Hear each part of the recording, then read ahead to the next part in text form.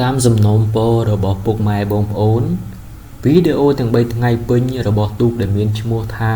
សុវណ្ណកុមារបារមីលវីអែមតេជោសែនជ័យនៅក្នុងថ្ងៃទី1នេះសុវណ្ណកុមារបារមីលវីអែមតេជោសែនជ័យនៅខ្សែទឹកខាងក្នុងជួបជាមួយនឹងសុវណ្ណកេណោបាទខ្សែទឹកខាងក្រៅមកពីខាងព្រៃវែងឥឡូវយើងឃើញថាសុវណ្ណកុមារបានមកដល់ទីមុនសុវណ្ណកេណោហើយបាទសុវណ្ណប៉ះសុវណ្ណជាជំនះបានទៅលើសុវណ្ណកុមារបារមីលវីអែមតេជោសែនជ័យនៅជើងទី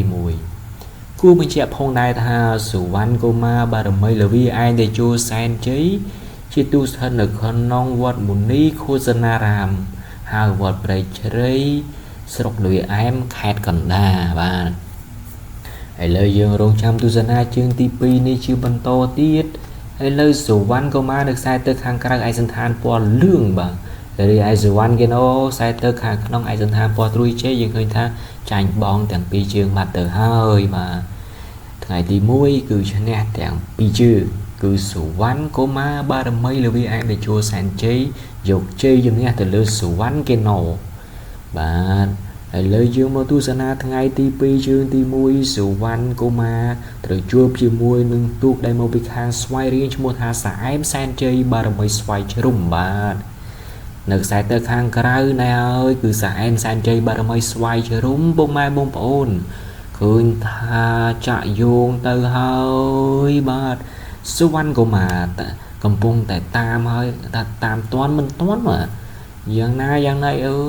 យមកដល់ទីបាត់ទៅហើយគឺសាអែមសែនជ័យបារមីស្វាយជ្រុំបាទខាងស្វាយរៀងឥឡូវយើងមកទស្សនាថ្ងៃទី2ជើងទី2ជាបន្តរវាងស្វាយរៀងជាមួយនឹងខេត្តកណ្ដាលគឺសុវណ្ណកុមារបារមីលវីអែមតេជោសែនជ័យនៅខ្សែទឹកខាងក្រៅរីឯសាអែមសែនជ័យបារមីស្វាយជ្រុំនៅខ្សែទឹកខាងក្នុងបាទឃើញថាសុវណ្ណកុមារបារមីលវីអែមតេជោសែនជ័យកំពុងតែនាំមុខនាំមុខឯងមិននាំមុខទេនេះអត់ទេមើលពីលើទៅនេះបាទឃើញថាខ្សែទឹកខាងក្នុងបាទខាងក្នុងហាក់បីដូចជាលូតទៀតហើយបាទគឺសាអែមសែនជ័យបារមីស្វាយជ្រុំបាទយ៉ាងណាយ៉ាងអីយ៉ាមកនេះគឺថាទន្ទឹមគ្នាយើងមើលពីលើមិញឃើញថាទន្ទឹមឯឥឡូវទន្ទឹមគ្នាឥឡូវយ៉ាងម៉េចយ៉ាងម៉ាទេបាទរវាងសាអែមសែនជ័យបារមីស្វាយជ្រុំជាមួយនឹងសុវណ្ណកុមារបារមីសាលវីអែមបាទតេជោសែនជ័យបារមីលវីអែមលវីអែមនិងសាអែមស្តៀងគ្នាប៊ីច្រឡំវិញឥឡូវយ៉ាងណាយ៉ាងណីបាទឃើញថាទន្ទឹមគ្នាក្នុងឬក៏ក្រៅឬក៏ក្នុងនេះឥឡូវយើងមកមើលដល់ទីមើលពុកម៉ែបងប្អូនខាងណាខាងណីបាទជួយប្រាប់ផងជាពិសេសបងប្អូនខាងចំណោះទូកបាទឥឡូវយើងបន្តទស្សនាទៀតនៅថ្ងៃទី3បាទថ្ងៃទី3សុវណ្ណកុមារនៅខ្សែទឹកខាងក្រៅបាទសុវណ្ណកុមារបារមីលវីអែមតេជោសែនជ័យនៅខ្សែទឹកខាងក្រៅរ៉ែដៃគូប្រកួតរបស់ខ្លួនគឺខាងព្រៃវែងបងប្អូនឈ្មោះថាសុនចន្ទទីចេស្តាកញ្ញាសម្បូរខ្សែទឹកខាងក្នុងឥឡូវយើងឃើញថាអ្នកបញ្ជាបាយទឹកខ្ចាយបាទតែយើងឃើញថាសុវណ្ណកុមារបារមីលវីអែមតេជោសែនជ័យបានមកដល់ទីបាត់ទៅហើយបាទមកដល់ទីបាត់ទៅហើយនៅជើងទី1ថ្ងៃទី3បាទហើយពុកម៉ែបងប្អូនដែលមិនទាន់បានចុច Subscribe នៅ Channel បាទ YouTube របស់ខ្ញុំសូមជួយចុច Subscribe ផងដែលមានឈ្មោះថាកូនពៅបាទ KONPOV បាទហើយមានអក្សរធំទាំងអស់ហើយនៅក្នុង TikTok ក្តី Page ក្តីជួយ follow ផងពុកម៉ែបងប្អូនបាទគឺមានឈ្មោះដូចគ្នាហើយមាន logo និមិត្តសញ្ញាដាក់តាំងហ្នឹងគឺដូចគ្នាបាទដាក់តាំង profile ឥឡូវយើងបន្ត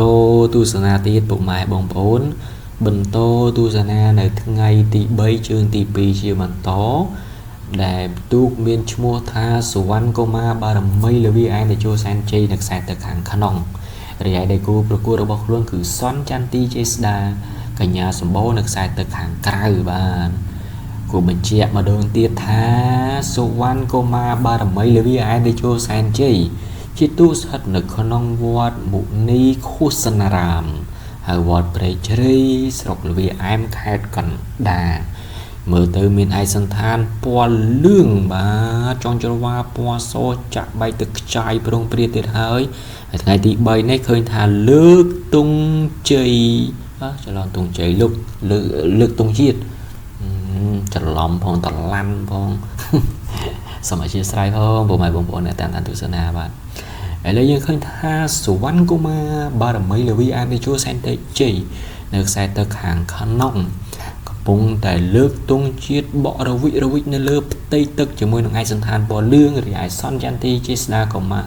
កញ្ញាសម្បូរក៏កំពុងតាមតែតាមមិនទាន់ទេបាទសុវណ្ណកុមារបារមីលវីអានដែលចូលសែនជ័យបានយកជ័យជំនះទៅលើសុនចន្ទទីជេស្ដាកញ្ញាសម្បូរបាត់ទៅហើយបាទវីដេអូនៃការប្រណាំងទូកដែលមានឈ្មោះថាសុវណ្ណកុមារបារមីលវីអានដែលចូលសែនជ័យក៏មកដល់ទីបញ្ចប់ដែរខុសឆ្គងយ៉ាងណាសូមពុកម៉ែបងប្អូនអធិស្ឋានផងពីព្រោះអញ្ចឹងនេះមានអារម្មណ៍ថាដូចយ៉ាងតឡាន់ជាប់បាទហើយបងប្អូនកុំភ្លេចជួយចុចបាទ like ក៏ដូចជា subscribe នៅ channel YouTube របស់ខ្ញុំនិងដាក់សញ្ញាកណ្ដឹងផងដើម្បីបានទស្សនាវីដេអូអំពីទូកជាបន្តទៀតសូមអរគុណសូមជម្រាបលា